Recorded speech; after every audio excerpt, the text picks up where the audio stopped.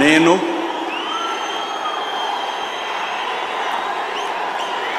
నారా చంద్రబాబు నాయుడు అనే నేను శాసనం ద్వారా నిర్మితమైన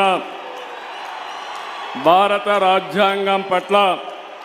నిజమైన విశ్వాసం, విధేయత చూపుతానని, భారతదేశ సార్వభౌమాధికారాన్ని, సమగ్రతను కాపాడుతానని, ఆంధ్రప్రదేశ్ రాష్ట్ర ముఖ్యమంత్రిగా నా కర్తవ్యాలను శ్రద్ధతో,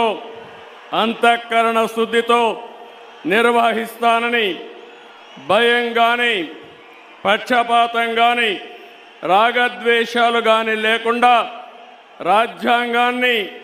శాసనాలను అనుసరించి